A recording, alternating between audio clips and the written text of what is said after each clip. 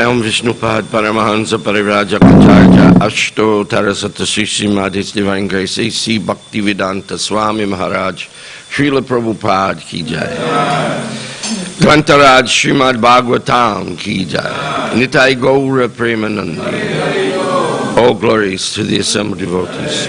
All glories to the assembled devotees. All glories to the assembled devotees. All glories to Sri Sri Guru and Gauranga. All glories to Srila Prabhupada.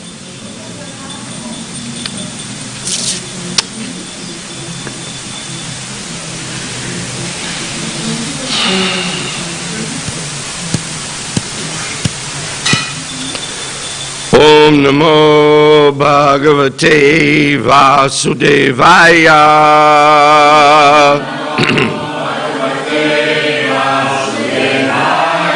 Om Namo Bhagavate Vasudevaya.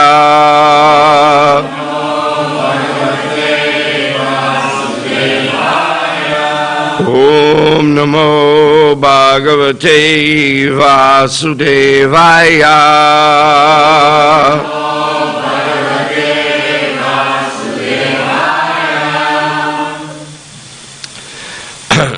I'm trying to memorize the Srimad Bhagavatam, but I haven't done it yet, so I need a book.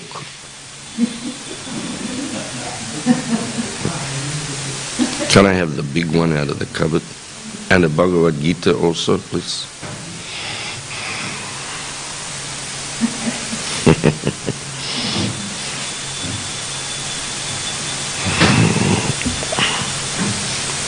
Thank you. Thank you. Thank you.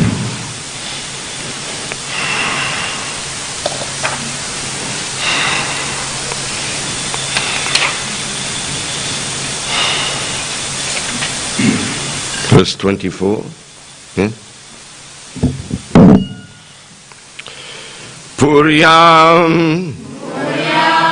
kadachit kridadbir yadu boja kumarakai kopita munaya sepur Bhagavan Mata Kovidaha Puryam Kadachit Kridadbir Puryam Kadachit Kridadbir Yadu Boja Kumarakai Yadu Boja Kumarakai Kopita Muniya Sepur Kopita Munaya Sepur Bhagavan Mata Kovidaha Bhagavan Mata Kovidaha.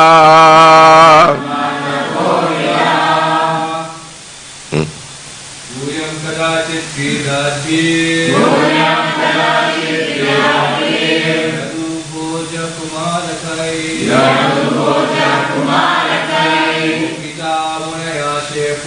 Kopita munaya sepur Bhagavan Mata Kovidaha Puryam kadachit kridadbir Yadu boja kumarakai Kopita munaya sepur Bhagavan Mata Kovidaha Puryam kadachit kridadbir Yadu boja kumarakai Kopita munaya sepur Bhagavan Mata Kovidaha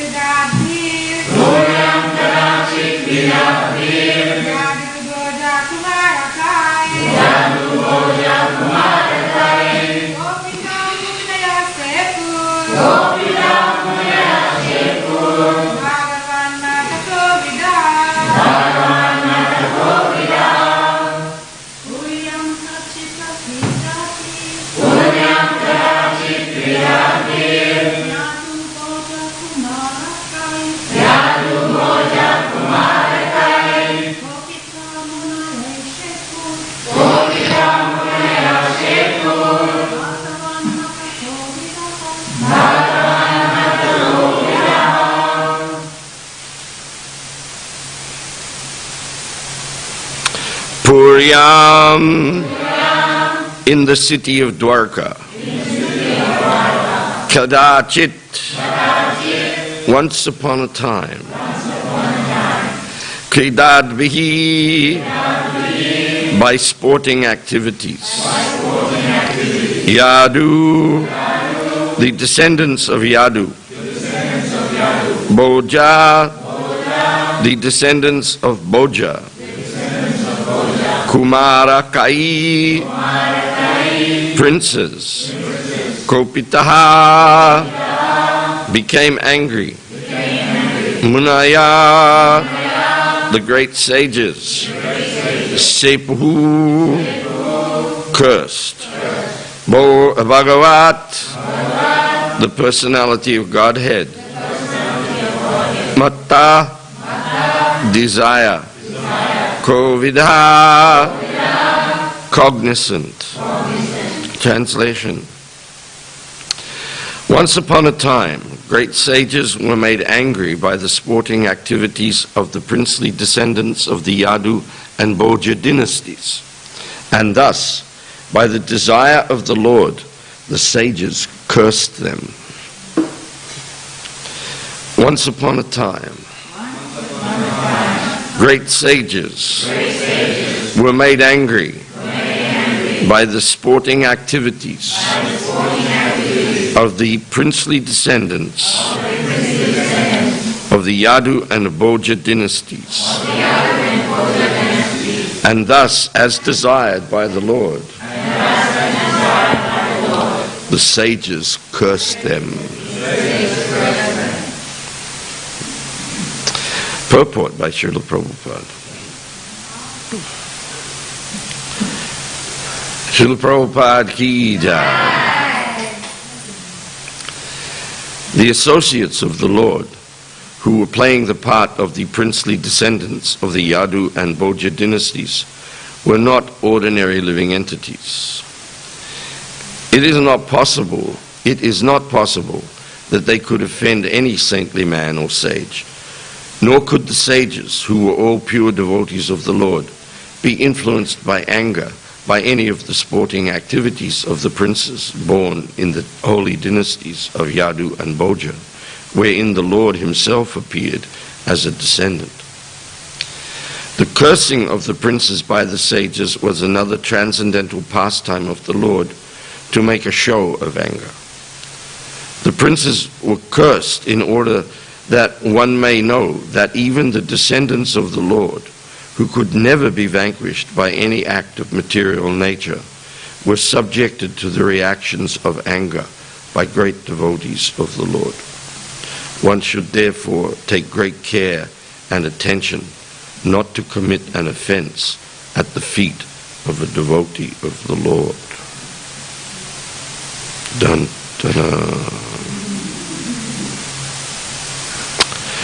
Umaginati mirandasya gananjana shalakaya chakshurun militam jena tasmai Shri Gurave namaha Shri Chaitanya manobishtam stapitam jena bhutale swayam rupa kadamayam dadati swapadantikam. Vandeham Shri Guru Shri Yuta Padakamalam Shri Gurun Vaishnavamscha Shri Rupam Sagrajatam Sahagana Raghunathan Vitam Tam Sajivam Sadvaitam Savadutam Parijana Sahitam Krishna Chaitanya Devam Shri Radha Krishna Padan Sahagana Lalita Shri Vishakan Vitamscha. Hey Krishna, Karuna Sindhu, Dina Bandhu, Jagatpate, Gopisha, Gopika Kanta, Radha Kanta, Namostute, Tapta Kanchana Gaurangi, Radhe Vrindavaneshwari, Brishabhanu Sute Devi, Pranamami Hari Priye, Vanchakalpa Truviyascha, Kripa Sindhu Vevacha, Patitanam Pavanebhyo Vaishnavebhyo Namo Namaha. Jai Shri Krishna Chaitanya Prabhu Nityananda Shri Advaita Gadadhar Shivasadi Gaura Bhaktarinda. Hare Krishna Krishna Krishna Hare Hare, Hare Rama Rama Rama Hare Hare.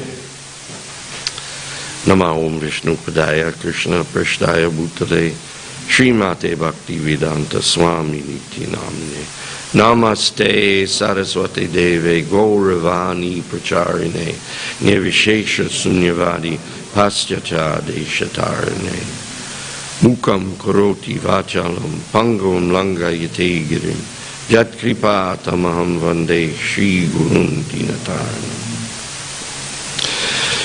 Puryam Kadachit Kridadbir Yadu Boja Kumara Kai Kopita Munayashe Pur Bhagavan Matako Vidaha. Once upon a time, great sages were made angry by the sporting activities of the princely descendants of the Yadu and Boja dynasties, and thus, as desired by the Lord, the sages cursed them.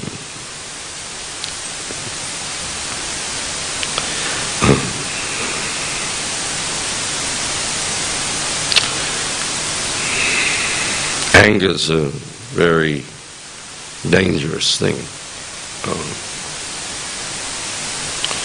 Anger causes destruction. Actually, you even sense that yourself. When you become unnecessarily angry, you feel like all kinds of things are burning out in your brain. All kinds of things are burning out in your heart. You feel heat, and it's not a pleasant heat. Of course, you can become addicted to anything in this world. So you can become addicted to anger, and that's a very, very dangerous thing. Because if we analyze, or we look at the analysis that Krishna gives in the Bhagavad Gita, we see there is actually one reason for anger in the material world, and that is frustration of lusty desire. Frustration, anger after frustration. And what is being frustrated? One's self-centered, angry desire, one's self-centered, lusty desires.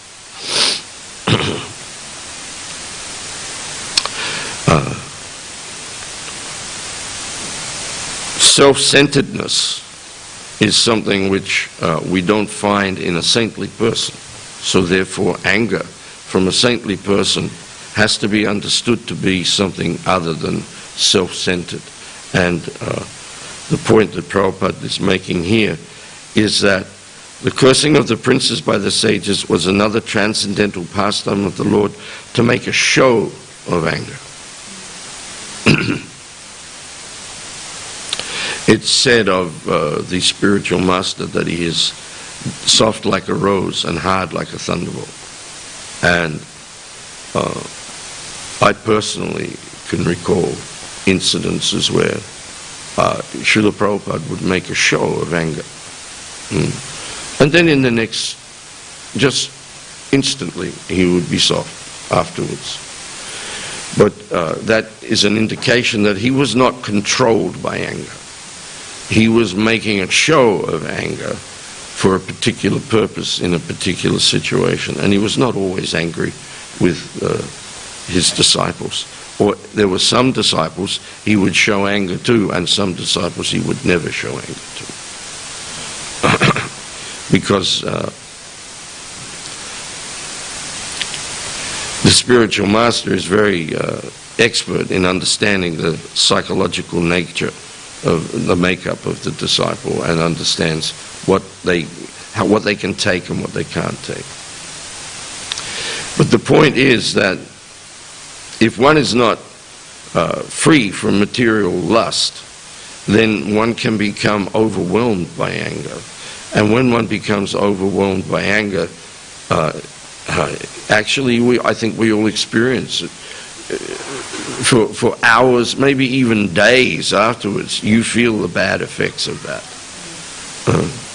Or the other side of it is that, as Krishna explains in the 3rd chapter when he's talking about the influence of lust, he talks about how lust burns like fire and is never satisfied. And actually, expressions of anger as frustrations of lusty desire becomes actually a desire in itself to be angry. Just to be in a state of anger, because there's a certain gratification from that. But as I said, it's a destructive gratification. As actually is all sense gratification. It's all destructive upon the gross and the subtle being. Sense gratification appears to be something very desirable to the conditioned soul. But like we chant in our Sarirara Vijajao prayers, the first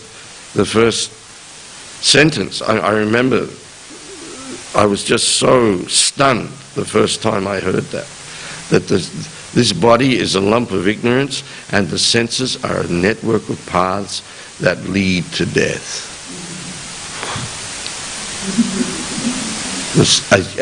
A network of paths that lead to death.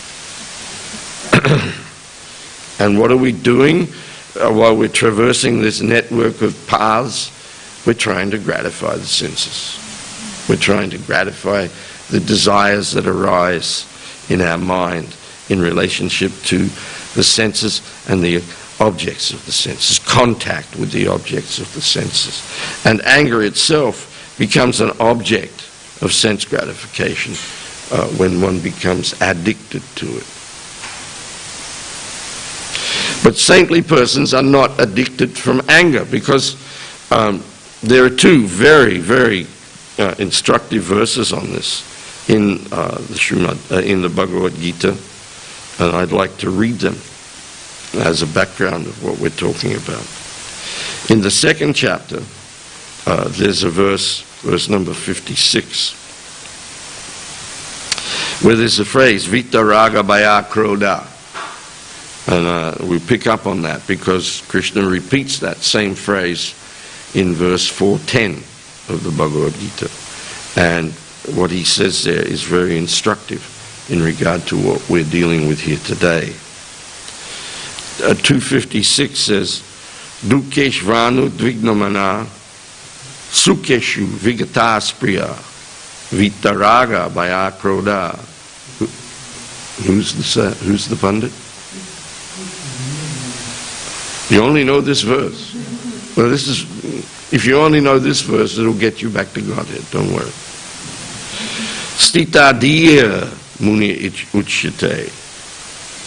One who is not disturbed in mind, even amidst the threefold miseries, or elated when there is happiness, and who is free from attachment, fear, and anger, is called a sage of steady mind. Stitadiya muni, a sage of steady mind. Actually, there's a very funny statement at the beginning of this purport about the nature of a muni. Prabhupada says the word muni means one who can agitate his mind in various ways for mental speculation without coming to a factual conclusion. It is said that every Muni has a different angle of vision, and unless a Muni differs from another Muni or other Munis, he cannot be called a Muni in the strict sense of the word. There you have the entire scope of academic life. The whole thing. That describes academia in a nutshell. Because the Munis are attracted to jnana and jnanic activities. But of course we understand there, jnana is the jnana of avidya. It's not the jnana of vidya. As Ishopanishad explains, you must be aware of the categories of avidya and vidya. The difficulty is we live in a world now awash with avidya, darkness. But a stitadiya Muni, as mentioned herein by the Lord, is different from an ordinary Muni. The stitadiya Muni is always in Krishna consciousness, for he has exhausted all his business of creative speculation. He is one who has surpassed the stage of mental speculation and has come to the conclusion that Lord Sri Krishna, or Vasudeva, is everything. Vasudeva Savamiti. He is called a Muni fixed in mind. He is fixed in mind because Vitaraga Bhaya Krodha. He is become free from attachment, fear, and anger. Now the anger being described here, as I said, is twofold. Later on in the second chapter, Krishna has these two famous verses. Jayato Vishayan Pungsa Sangas Teju Pajayate Sangat Sanjayate Kama Kamat Krodha Vijayate. While contemplating the objects of the senses, a person develops attachment for them, and from such attachment lust develops, and from lust anger arises. Krodha bhavati samoha samohat smriti vibramaha smriti brangsad buddhinasho buddhinashat pranashyati. From anger complete delusion arises, and from delusion bewilderment of memory. When memory is bewildered, intelligence is lost, and when intelligence is lost, one falls down again into the material pool. And this is all because of lust. Very interesting the way Krishna begins this series of verses in the second chapter. It begins from verse number 55 in response to Arjuna's question about how can you tell the symptoms of one whose consciousness is merged in transcendence? How does he speak, and what is his language? How does he sit, and how does he walk? And Krishna's answer is very revealing. Prajahati yada karman savan parta manogatan atmanyevatmana tushta stita pragyas tarochyate. The Supreme Personality of Godhead said, O Partha, when a man gives up all varieties of desire for sense gratification, which arise from mental concoction, and when his mind, thus purified, finds satisfaction in the self alone, he is said to be in pure transcendental consciousness. And then there's the verse about being free from attachment, fear, and anger, and becoming a stitadiya Muni. So, as Prabhupada is pointing out here, actually this kind of situation that arises by the activities of these Kumarikai, these princes of the Bhoja and Yadu dynasty, and the response from the sages is actually an anomaly. It's not the way these personalities behave, but it is under the control of the Supreme Lord for a certain purpose. It is under the control of the Supreme Lord for a certain purpose. That's something that we all must remember in the greater scheme of things. In the greatest conception of things, we have to understand ultimately everything is under the control of the Lord. Everything. That is something which is incomprehensible to us, and which is something we tend to forget. Our disposition, due to long association with the three modes of material nature, is to forget this very simple fact that is enunciated at the beginning of the Isha Upanishad. Isha means first, about the first principles. And the first principle that is enunciated in the Isha Upanishad is that everything within the universe is controlled and owned by the Lord. Right now there's a whole lot of conspiracy theory going on about what's going on behind this COVID pandemic. And one of the theories is that there's a huge arrangement being made to basically disempower and disenfranchise everyone on the planet. And there's this fellow saying, you will own nothing. But for a devotee, it's like, well, so what? So what? We own nothing anyway. It's all this ephemeral situation, and this, as the saying goes, this too will pass. Everything is owned and controlled by the Lord. So this is a Leela. This is a Leela of the Lord's, as we've been reading in the verses prior to this. The anger that is shown here is a show of anger for a particular purpose within a scheme of the Lord's. Our show of anger as a result of our frustrations in sense gratification is a result of our miserliness, our self-centeredness.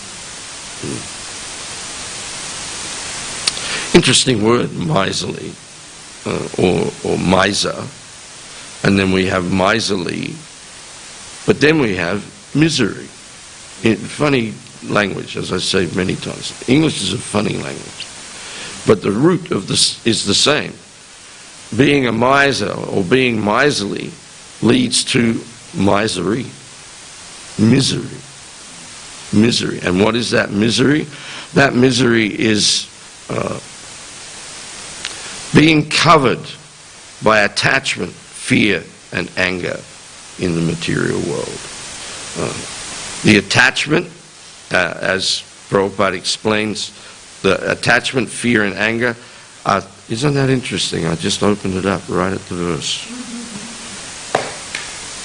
There are no accidents. That verse, that phrase is carried into 4.10, where Krishna begins by saying, Vita raga bhaya krodha manmaya madupashrita bahavo jnana tapasa puta mad bhavamagata. This is such a beautiful verse. Being freed from attachment, fear, and anger, being fully absorbed in me, and taking refuge in me. Many, many persons in the past became purified by knowledge of me, and thus they all attained transcendental love for me.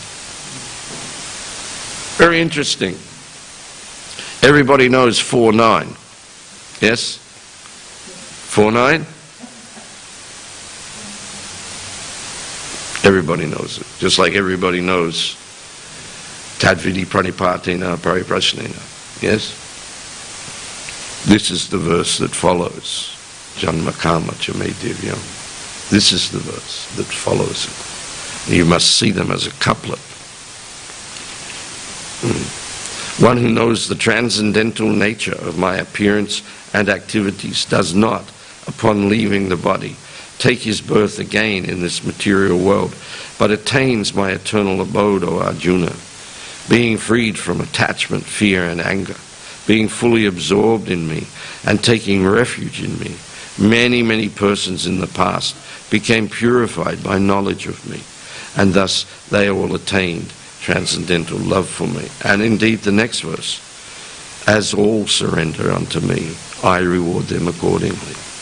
Everyone follows my path in all respects. Even the path of sense gratification is Krishna's path. Krishna owns and controls everything. Krishna determines everything. So whatever, and being engaged in the material world, in sense gratification, falling victim to attachment, fear and anger, it's all determined by the Lord. It's all determined by the Lord. Whatever path you take and the destination of that path, it's already there. It's not that, we're trailblazing. It's all there. It's all based upon the principle of surrender. As all surrender unto me. Well, we surrender to Krishna by surrendering to his material energy. We're still surrendered to Krishna. But we're surrendered to Krishna in an unfavorable way. We're not favorable to Krishna. There's one little lecture I was listening to the other day, little snippets of lecture in the Vanipedia.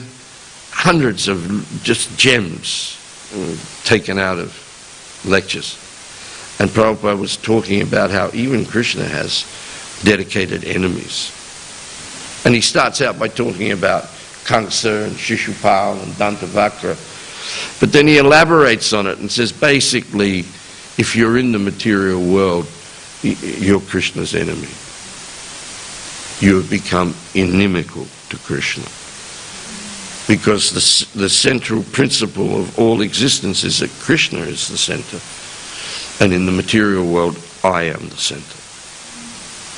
I am the center. And that self-centeredness is exemplified by everything that Arjuna has to say to Krishna at the beginning of the Bhagavad Gita. It's all miserliness. And he says it. I'm overcome by miserly weakness. Why? Because I'm being self-centered. I'm thinking, oh, these are my friends, these are my enemies, these are my relatives. They're all my friends and relatives. They're not really my enemies. They may be inimical to me, but they're not my enemies. But he's perplexed and confounded by the fact that actually he's speaking from a self-centered point of view. And then we see, gradually, as Krishna explains everything through Bhagavad Gita, he moves from being self-centered to being Krishna-centered. It's a transitional thing. So this verse, therefore, takes on very profound meaning. Being freed from attachment, fear, and anger. Just after we've heard that one who knows the transcendental nature of my appearance and activities does not, upon leaving the body, take his birth again in the material world, but attains to my eternal abode, O Arjuna. And then there are certain stipulations to that, to actually knowing the transcendental nature of the Lord's birth and activity. Actually knowing that is dependent upon becoming free from attachment, fear, and anger, and becoming fully absorbed in the Lord and taking complete refuge in the Lord. If you keep that in mind, and we go a little bit further on into the 5th chapter of the Bhagavad Gita, there's 2 very powerful verses that elucidate this even further. Jnanena tu tad agyanam yesham nashitam atmanaha tesham adityavash jnanam prakashayati tatparam.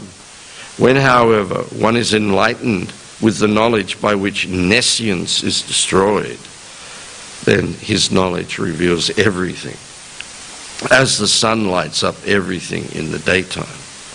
Tad budayas, tad atmanas, tan nishtas, tad parayanaha, Gachchantya puna avritim jnana nidut kalmashaha.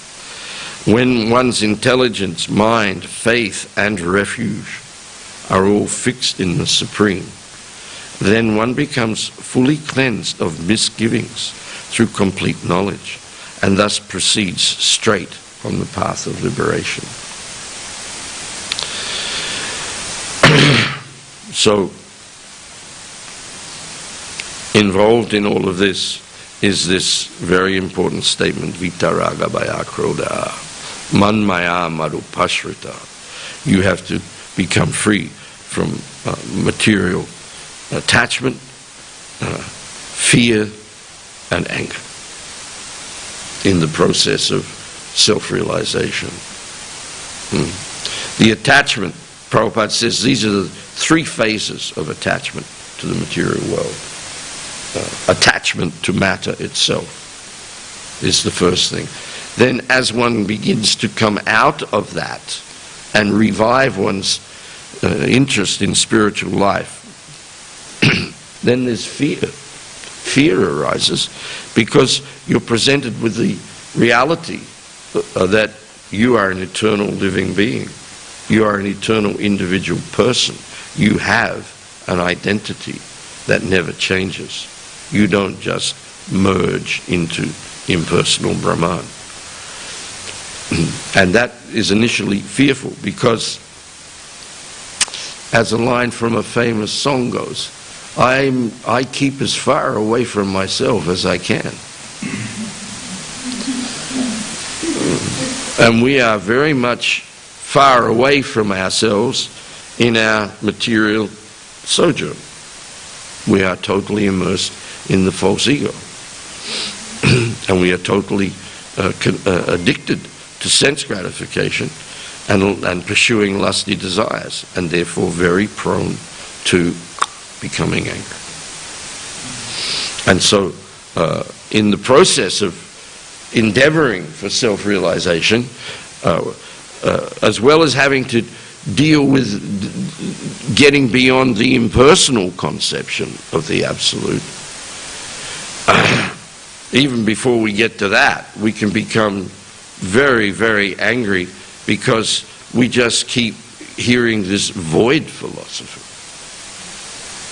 And that is very, very frustrating to a person who is interested in self-realization, because even the initial desire for self-realization is a prompting from Supersoul within your heart. It's a prompting, it's a personal prompting. And really, as soon as one really seriously enters into the search for the absolute truth, the desire for relationship with the absolute is there. But as long as we are within the impersonal conception of the absolute, then we're interested in the energies of the absolute. We're interested in the energies. And because the energies of the Lord, Parasya Shaktiya Vivadhaiva Shruyate, they are so vast and innumerable and inconceivable, we fall into the trap of thinking that the absolute truth is just energy.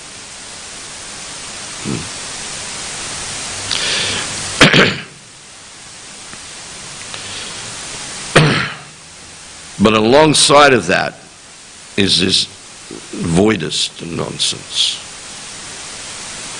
And that is something that you have to deal with before really you come to the impersonal. Nirvishesha sunyavadi paschacha deshatarane. These things are just like two faces of one thing, and they come, they go, impersonalism, voidism, personal and voidism. And if you have to deal with the voidist too much, and you're a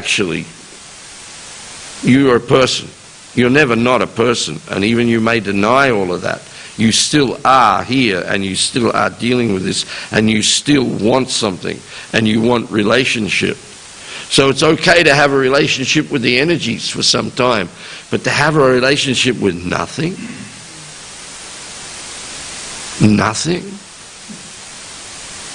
that's another source of anger. That's another source of anger. So all of this we have to become free of, especially once we enter into the path of bhakti. Because there are so many different forms of yoga, but the only yoga which is based upon personal, is centered around and is actually only about personal relationship, is bhakti. All of the others are dealing with the energies of the Lord. But bhakti is about dealing with the personality behind all the energies. And when we come into that, like I say, it becomes very personal. And it's based upon respect. Shraddha means, first of all, you respect. You respect something. You come and you meet the devotees, and then you enter into hearing from the devotees and relating with the devotees. And then you begin to develop some respect for this philosophy. Because tadatmanas, tadbudayas, tannishtas, tatparayana. And also your intelligence, your mind, your faith, and your refuge are getting succor. They're getting, as Lord Chaitanya says, you're getting the nectar for which you've always been anxious in this material world. That anxiety is very old and very deep, because we have been eating the chewing the chewed since time immemorial. And that is also another very deep source of frustration for the living entity in the material world. So we come into relationship, and in the beginning of all of that, there's one lecture where Prabhupada quotes Bahunam Jamnanam Ante Jnanavam Prapajate Vasudeva Savamiti Samahatma Sudurlabha. And he says, this verse specifically applies to the jnani, the impersonalist jnani, who's been studying and cultivating jnana of the categories of the energies of the Lord for many lifetimes. And then suddenly he's confronted with Vasudeva Savamiti. What, a person? In the beginning he's a little puzzled. A person?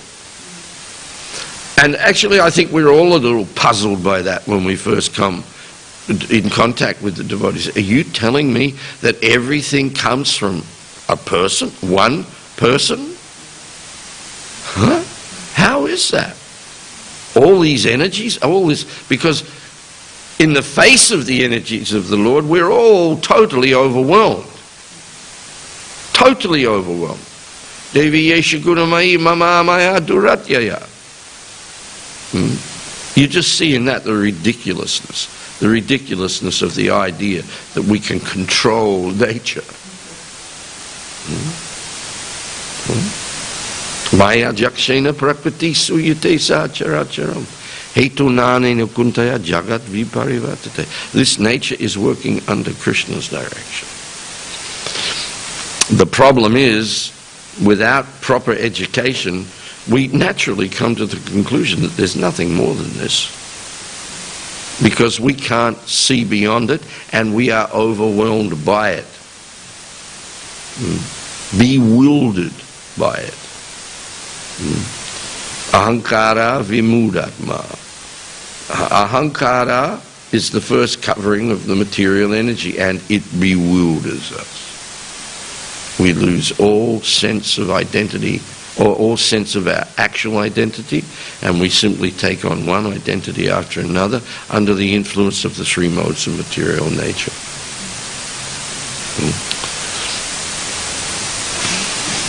And our only experience of people is they have feet of clay, they let you down, they're weak, They're untrustworthy and all negative things by our experience. And ultimately, no matter how nice they may be and how much of a lovely relationship you may have, they go and die on you.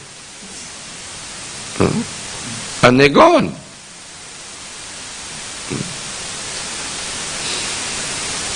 So we lose our faith, or even in relationship, as a result of all of that, because it's all misery. It's all, as that verse 256 says, that amidst the threefold miseries, when we're amidst the threefold miseries, the misery that comes from your own mind and body, the misery that comes from other living entities, and the misery that comes from the demigods.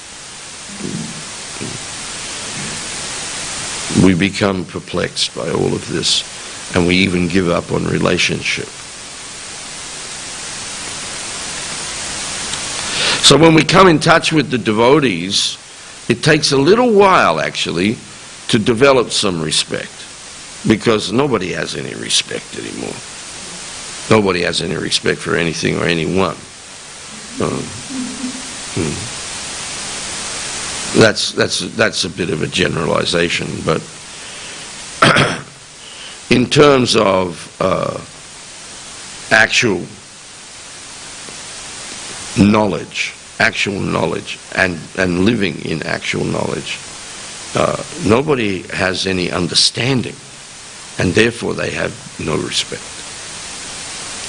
There's all kinds of things that go on in the world where qualities of humility and bravery and chivalry and all these kind of good qualities are respected. But it's usually within sporting activities. And those kind of people, generally speaking, are not interested in anything beyond that, because they've come to the conclusion that this is all there is, and you make the most of it while you're here. And then they have a sense of belonging and a sense of being part of something greater than themselves. They have a sense of love for others and so on within that context. But then a devotee comes along and says, well, this is all an illusion, folks. You're not this body. And they're like, who cares about that? They have no respect for it. So it takes a little bit of time of hearing to gain some respect. But that respect is essential in order to actually get anywhere in spiritual life. Because although we don't suffer the results, or the results of our sinful activities are minimized by the Lord within the process of devotional service, we have to be very, very careful of offenses to others. And the reason why we offend others is because we actually don't respect them. We don't have proper respect. And Prabhupada used to say, you have to respect even the ant. You have to respect even the ant.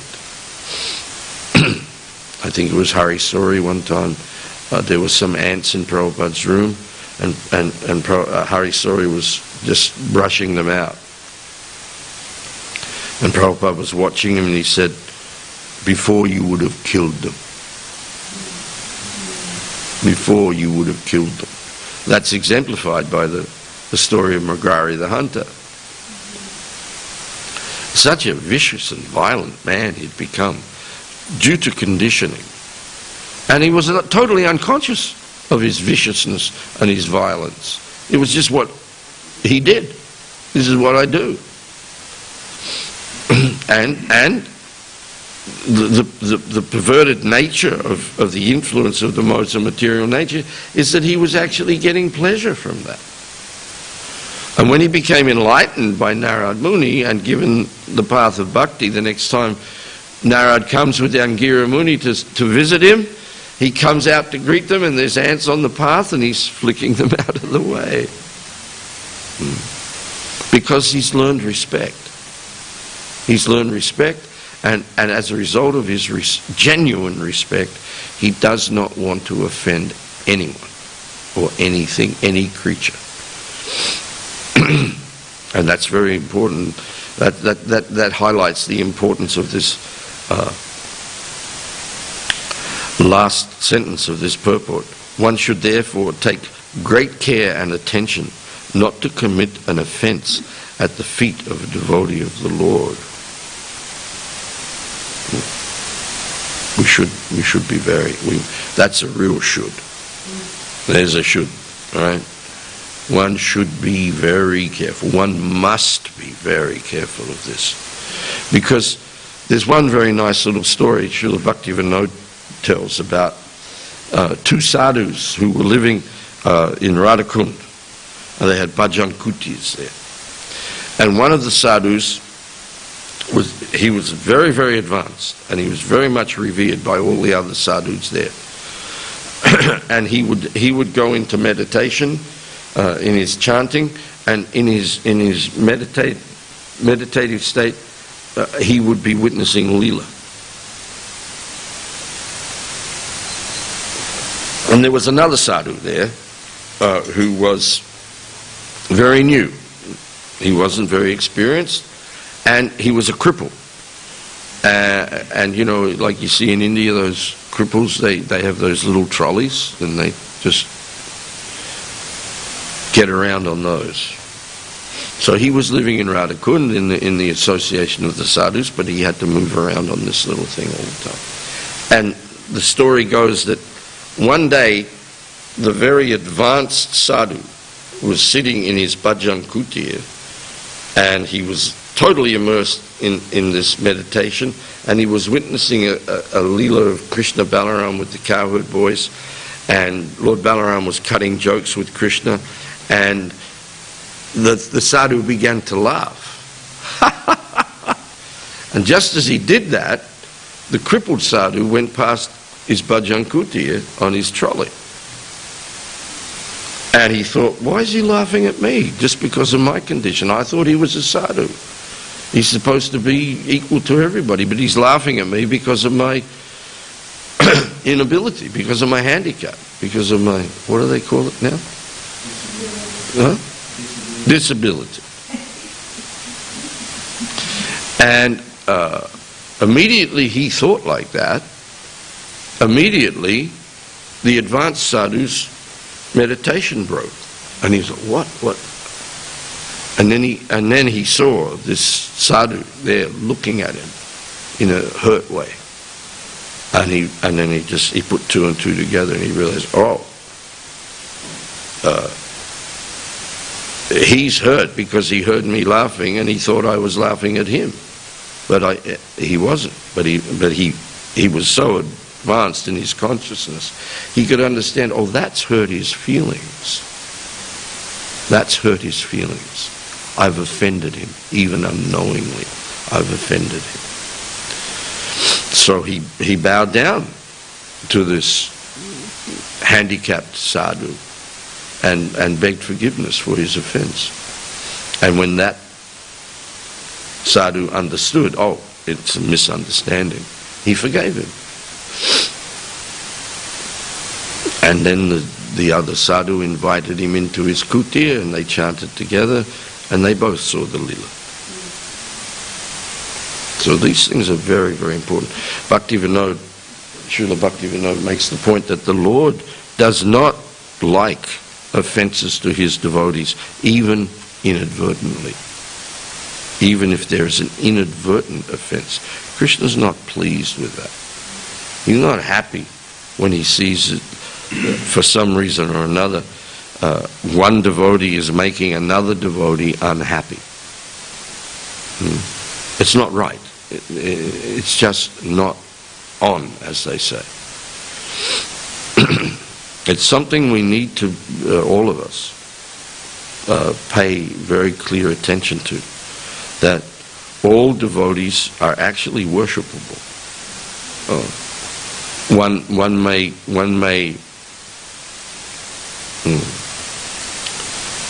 modulate the way one interacts with different devotees according to where they are situated in the modes of material nature.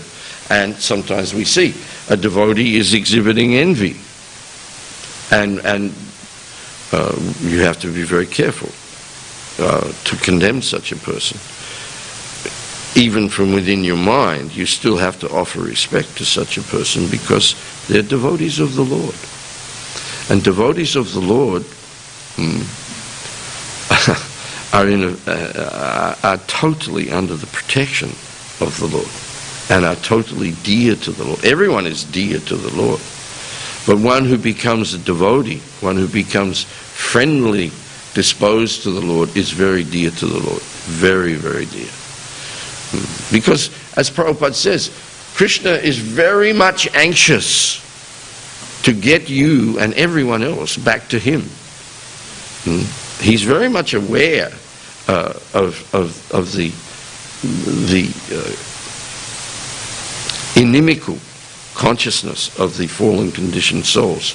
So any fallen conditioned soul who steps away from their animosity of Krishna and begins to approach Krishna in devotional service, but maintains any kind of animosity to Krishna's devotees, is like lighting the fire and pouring water on it at the same time. It doesn't work. It does not work. So that's the salutary lesson, that we should be very, very careful about not offending devotees. And we need to have an atmosphere, as Prabhupada said, an atmosphere of love and trust, wherein these things can be dealt with. If there is offense, if there is pain and suffering being caused by one devotee or a group of devotees on another, we should